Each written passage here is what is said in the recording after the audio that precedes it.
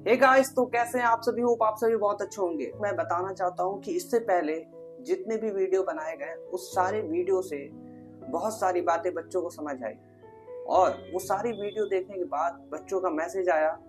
जो भी बच्चे इधर उधर घूम रहे हैं या किसी कारणवश वो क्लास नहीं कर रहे हैं या बहुत सारी चीजें उसमें हिंट दी गई थी और बच्चों को चीजें समझ आ रही थी, तो वो सारी चीजों से बहुत सारे बच्चों का मैसेज आया कि सर आप सही बोल रहे हैं, हम भी अपने ट्रैक से डिस्ट्रैक्ट हो रहे थे और ये वीडियो देखने के बाद और आप इतनी शांति से इतने अच्छे तरीके से आप बताएं, चीजें हमें समझ आई।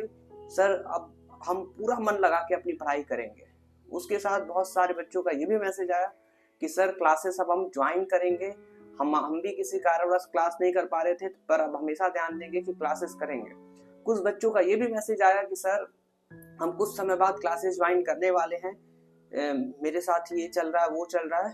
पर उन सभी चीजों के साथ आज फिर अगेन मैं आप सभी को गाइड करना चाहता हूं और वो ये है कि आपको ये ध्यान देना होगा कि अगर आपके स्कूल में प्री बोर्ड हो रहा है या आपके स्कूल में अलग से क्लासेस चलाए जा रहे हैं, जब आपका हाफ ईयरली एग्जाम हुआ उसमें नंबर कम आया, अलग से एक्स्ट्रा क्लासेस चलाए जा रहे हैं, उस एक्स्ट्रा क्लासेस की वजह से आप क्लास नहीं कर पा रहे हैं या और भी बहुत सारे रीजन हो सकते हैं। फॉर एग्जांपल क्लास 11th या 12th दोनों सभी बच्चों के साथ हो सकते हैं। आपके स्कूल में अगर मान लीजिए कि कुछ फेट लग रहा है, कुछ एक्टिविटी हो रहे हैं या साथ ही साथ हम लोग ये भी बोल सकते हैं कि एग्जीबिशन हो रहा है, तो बात आपको ये समझना है कि आपके स्कूल में कुछ भी एक्टिविटी हो रहा है वो एक अलग चीज है, पर आप उस एक्टिविटी की वजह से आप ये डिसाइड कर लेंगे कि हम उस एक्टिविटी से इतने दिन पहले स्कूल नहीं जाएंगे या उस एक्टिविटी से इतने दिन पहले हम कोचिंग नहीं जाएंगे, क्लासेस नहीं करेंगे,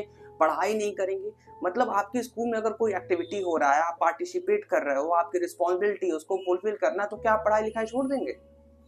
आप अगर क्लास 12th में हैं, क्लास 11th में, जिसमें भी हैं, दोनों इंपॉर्टेंट है, क्लास 11th हो या क्लास 12th हो। बट आपको ये समझना होगा कि कोई भी एक्टिविटी स्कूल में चल रहा है वो एक अलग चीज है, पर आपको अपनी पढ़ाई करनी वो एक अलग चीज है। अगर आप घर पे 2 से 3 घंटा पढ़ते हैं, खुद से सेल्फ स्टडी करते हैं, तो वो पढ़ाई करिए। अगर आप कोचिंग क्लासेस जाते हैं तो वो क्लासेस कंटिन्यू रखिए।